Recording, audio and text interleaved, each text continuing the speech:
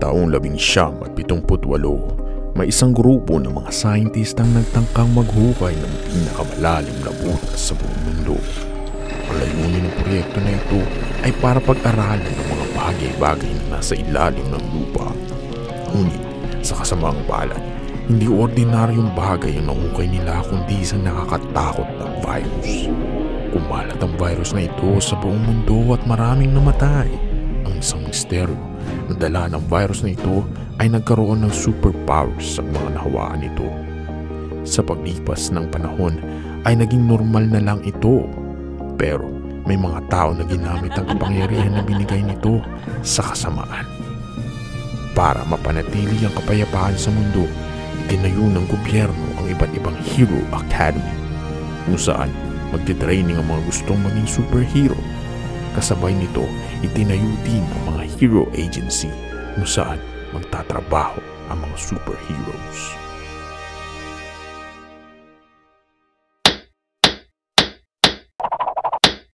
Sa wakas, naipatayo ko na ang aking Hero Agency. Kailangan ko na lang ng mga hero para magtrabaho dito sa company ko. Uy, tingnan mo. May bagong pinatayo na Hero Agency, oh. Hero Agency pala yan. Akala ko junk shop.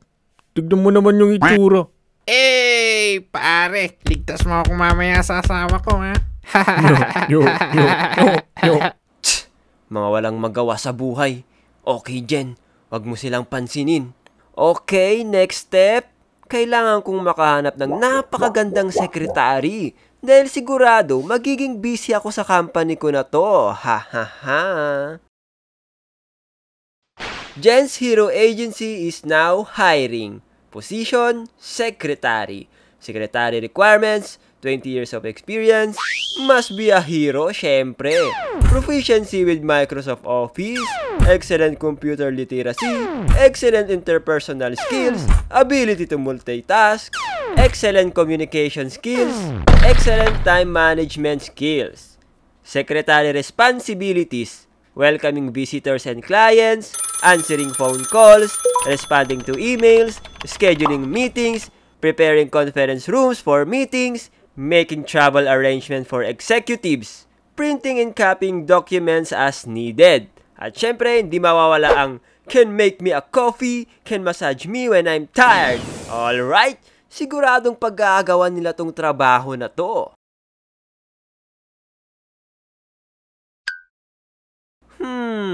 Nakapagtataka. Bakit wala pang nag-a-apply sa job hiring ko? Hindi ba sila marunong magbasa? Okay lang, day 1 pa lang naman.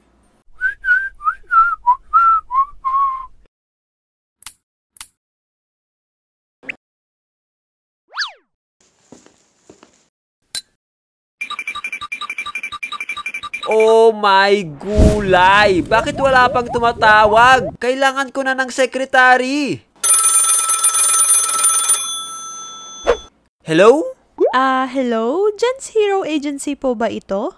Yes, Jen's Hero Agency. Mag-a-apply ka ba? Opo sana. Available pa po ba yung position? Yes, available pa. Buti na lang nakita mo yung job hiring poster ko sa labas. Nakita ko lang po kasi itong poster sa basurahan. Kaya akala ko hindi na available. Buti na lang tumawag ako. Nani? Paano napunta sa... Ay, buti na lang tumawag ka kasi last day na ngayon ng job hiring at marami kayong nagagawan sa position na yan. Ganun po ba? Grabe. Buti nakaabot ako, sir. Buti na lang talaga. So, punta ka dito bukas ng 7 a.m. para ma-interview kita, ha? Okay po, sir.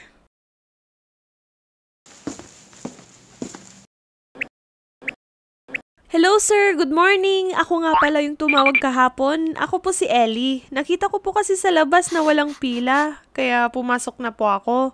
Sabi niyo po kasi maraming nag-a-apply, kaya inagahan ko talaga pumunta. Ikaw si Ellie. Buti na lang nakaabot ka. Sobrang haba ng pila kanina. Actually, late ka na. Muntik ko na nga ilak yung pinto eh. Hala, buti na lang sir. Sorry, late ako. Okay lang. Sige, umpisahan na natin ang interview. Nabasa mo naman siguro yung job description ko, di ba?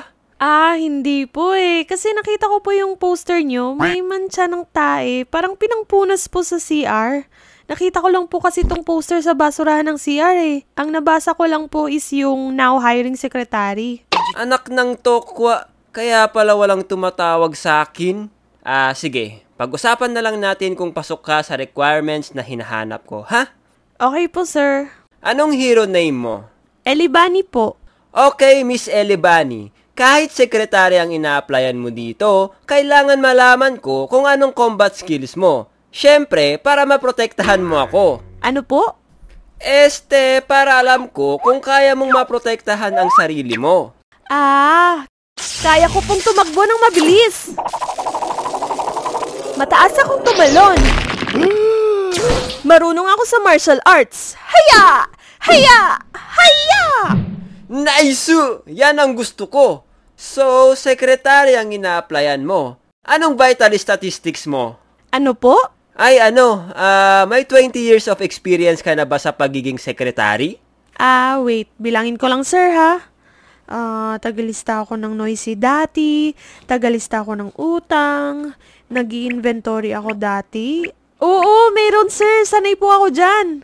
Okay, good. Marunong ka naman gumamit ng softwares tulad ng Microsoft Office, di ba? Yes po, sir. CCO lang po yan sa akin. Magaling ka naman mag-computer, di ba? Oo naman, sir. Paano ako makakagamit ng Microsoft Office kung hindi ako marunong mag-computer, di ba? Tsaka gamer ako, no? Wow! Streamer ka? Minsan po. Sige, kaya mo bang mag-multitask? May communication at management skills ka ba? Meron, sir. Ako na bahala dyan. Okay, next. Sa responsibilities naman tayo. Marunong ka bang mag-welcome ng mga bisita? Sumagot ng mga tawag at emails? Marunong mag-organize ng schedules? Oo naman, sir. Easy-easy lang yan. Okay, good. Ito, last. Kaya mo ba akong ipagtimpla ng kape at i-massage ang balikat ko pag masakit? Mukhang kailangan nyo po ng katulong pag ganyan, sir. Ay, yan pa naman ang pinaka-importante na hinahanap ko sa isang sekretary. Ay, ganun po ba? Kayang-kaya ko yan, sir. Ako po bahala sa kape nyo. Very good. Dahil dyan, you're hired. Hired na ako, sir. Seryoso ba? Alam mo, napakaswerte mo. Dahil sa halos 100 na in-interview ko kanina, ikaw ang the best na na-interview ko. Wow, thank you, sir. Alam nyo, kailangan na kailangan ko talaga tong trabaho na to. Very good. Dahil kailangan na kailangan din kita. Yee! Pero matanong ko lang po, sir, magkano po ang sahod dito? Sa ngayon, minimum wage muna tayo. 350 per day, Secretary Elibani. Ano po? Ay hindi, nagtaas na pala sila. 450 a day, Secretary Elibani. Secretary minimum wage? Sir, baka pwede na ito... Shhh! Take it or leave it. Madaming nag-a-apply dyan. Gusto mo sa iba ko na ibigay yan? Sige sir, need ko talaga ng trabaho. Okay, good. Huwag ka mag-alala dahil tataasan ko naman yung sahod mo kapag okay ang performance mo. Kaya dapat magtulungan tayong dalawa. Nakasalalay sa'yo ang paglago ng agency natin, okay? Okay po sir, aasahan ko yan ha. I'm a man of my word. So start ka na sa Monday ha? Okay po sir. Good morning sir. 1001, 1002, 1003. Ano pang ginagawa niyo sir? Hindi mo ba nakikita? Nagpo-push up ako. Dahan-dahan lang sir, baka makalbo ka niyan. Okay lang. Ang importante, maging malakas ako. Nox naman. Ano po pala yung ipapagawa niyo sa akin ngayon sir? Sige, ipagtimpla mo muna ako ng kape para gumana ang utak ko. Okay sir, may utak pala si sir. Eto na yung kape niyo sir. Ariga, thanks. Matanong ko lang sir, ano po pala yung hero name niyo? Buti na tanong mo yan. Ako, si Mighty Jen! Mighty Jen! Parang Mighty Bond? Nani? Parang pangit pala ha? Palitan natin. Tawagin mo akong Kapitan Jen! Wag sir, parang tunog kapitan sa barangay. Ganun ba?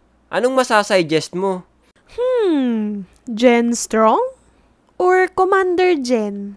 Ayan, gusto ko yan, Commander Jen. Simula ngayon, tawagin mo akong Commander. Okay, Commander! Yes, sarap sa ears. Okay, ang task natin ngayon ay maghanap tayo ng mga superhero na magtratrabaho sa atin, okay? Okay, Commander. Matanong ko lang, bakit kayo nagpatayo ng hero agency? Marami na pong mas sikat at successful na hero agency. Maraming ang sikat na hero agency ngayon, pero wala silang kwenta. Bakit naman? Dahil ang mga mayayaman lang ang nililigtas at binibigyan nila ng proteksyon. Kung wala kang pera, hindi ka nila papansinin. Grabe, ganun pala sila. Paano kung biglang may aksidente? Hinahayaan lang nila yun? Tinitignan nila kung worth it iligtas yung tao. Sinisigurado nila na yung ililigtas nila ay may pambayad. Grabe naman. Sinubukan mo bang mag-apply sa kanila? Oo, sinubukan ko. Hindi ka nakapasok, no? Hindi. Ang taas ng requirements. Kung sa'yo 20 years of experience, sa kanila 40 years. Wala ganun talaga sa mga mayayaman na kumpanya. So, ginawa niyo tong agency na to para makatulong sa mga mahihirap? Tama ka dyan. At dahil na rin sa naranasan ng pamilya ko noon. Anong nangyari sa pamilya mo noon? Nakidnap dati ang nanay ko kasama ang mga katrabaho niya. At yung papa ko humingi ng tulong dito sa mga agency na to. Pero hindi nila tinulungan yung papa ko dahil wala daw tong pambayad. Grabe naman, parang hospital lang. Kung wala kang pambayad, hindi ka nila aasikasuhin. Ganun talaga. Pero alam mo ba, may isang hero na tumulong sa papa ko at wala siyang hinihinging kapalit. Wow! Sino tong hero na to? Hindi nasabi ng papa ko Pero nakwento niya na itong hero na ito ay gustong gumawa ng hero agency na makakatulong sa mga tao. Saan na tong hero agency na to? Hindi ko nga alam Sabi ng papa ko, hindi na daw niya naituloy yon. So, sa kanya mo pala nakuha tong idea na to? Oo, na-inspire ako dito sa hero na to at sinabi ko sa sarili ko na paglaki ko, gagawa din ako ng agency na makakatulong sa mga tao, mahirap man o mayaman. Wow! Go, go, go, Commander! Okay, tama na ang kwentuhan, Secretary Libani. Mag-recruit ka na ng mga superhero na magtatrabaho para sa agency natin. Okay, Commander! Okay na, Commander! Maghintay na lang tayo! Alright, it's hero time! Ouch! Makakahanap kaya sila Jen at Daily Bunny ng mga superheroes upang magtrabaho sa agency nila? Abangan sa susunod na episode.